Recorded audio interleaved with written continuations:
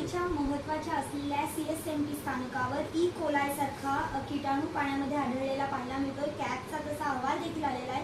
नेमकं काय प्रकरण आहे हे आणि आपण ह्याच्यावर काही उपाययोजना केल्या होत्या का?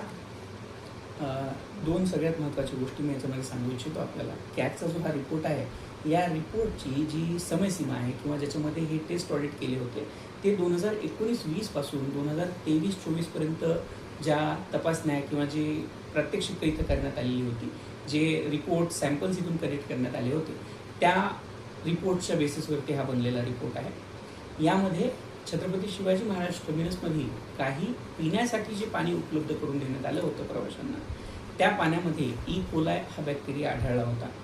याच अनुषंगाने काल माननीय मंत्री महोदयांनी याची जे संज्ञान आहे ते घेतलेलं आहे आणि फक्त मुंबई किंवा फक्त आयडेंटिफाय केलेले स्टेशन्सच नाही, तर भारतातील रेल्वेच्या सगळ्या स्टेशनवरती जिथे जिथे आपण पाण्याची सुविधा ही प्रवाशांना प्रोव्हाइड करतो, त्या सर्व 20,000 स्टेशनवरती परत एकदा रिव्ह्यू करण्याचे आदेश माननीय मंत्री महोदयांनी दिलेले आहेत। याच्यामध्ये सोर्सपासून म्हणजे स्रोतापासून आपण जिथं प्रवाशांना ॲक्च्युअल पाणी उपलब्ध करून देतो इथंपर्यंत प्रत्येक जागी जलशुद्धीकरणाची काळजी घेण्याचे आदेश देण्यात आलेले आहेत। यासोबतच ज्या टाक्यामध्ये आपण हे पाणी साठवतो त्या टाक्यांचे देखील नवीनीकरण करण्याचे आणि सोबतच त्या टाक्यांची ठरलेल्या वेळोवेळी तपासणी करून त्याच्यामध्ये जर काही कमतरता मिळाल्या तर त्या टाक्यांना दुरुस्त करण्याचे, त्या टाक्या बदलण्याचे हे देखील आदेश माननीय मंत्री महोदयांनी दिलेले आहेत आणि त्या आदेशांवरती कार्यवाही ही मध्य रेल्वेच्या माध्यमातून चालू करण्यात आलेली आहे। यामध्ये स्रोत म्हणजे मध्य रेल्वेचे जी मुख्य स्थानक आहेत किंवा मुंबईमधील जी मुख्य स्थानक आहेत, याच्यामध्ये प्रामुख्याने पाणी हे महापालिकेद्वारे, म्युनिसिपल कॉर्पोरेशन्सद्वारे आपल्याला प्रोव्हाइड केलं जातं।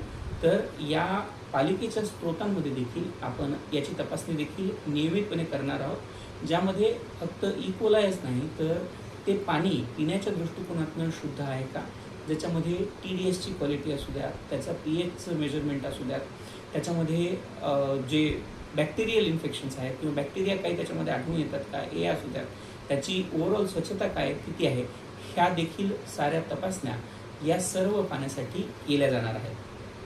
म्हणजे सर, तुम्ही म्हणालात महापालिकेद्वारे हे पाणी पुरवठा होतो, कुठेतरी महापालिकेद्वारे होणाऱ्या पाणी पुरवठ्यावर आपली संशय आहे का किंवा त्याच्यामध्ये याच्या आधी काही आढळलेलं आहे? यामध्ये कॅगनी जो हा रिपोर्ट दिलेला आहे, या रिपोर्टमध्ये साधारण 39 स्टेशनं मध्य रेल्वेची वेगवेगळी नॉमिनेटेड आहेत किंवा त्या स्टेशनांमध्ये ही तपासणी करण्यात आलेली आहे। आपण जर प्रामुख्याने मुंबई सबअर्बनच्या स्टेशनांची गोष्ट केली तर यामध्ये महापालिकेकडनं देखील यापैकी बऱ्याचशा स्टेशनावरती पाण्याचा पुरवठा केला जातो। आपण फक्त महापालिकाच नाही तर आपल्या स्टेशनावरती सगळ्या माध्यमातून जो पाणी पुरवठा केला जातो आहे, त्या पाणी पुरवठ्याची जी व्यवस्था आहे त्याच्यामध्ये त्यांचं जे जलशुद्धीकरणाची जी प्रक्रिया आहे याच्यावरती खोलवर आणि सखोल अशी चौकशी करणार आहोत, ज्यातून प्रवाशांना कुठल्याही प्रकारचं हानी पोचू नये याचा प्रयत्न रेल्वेच्याद्वारे केला जाणार आहे।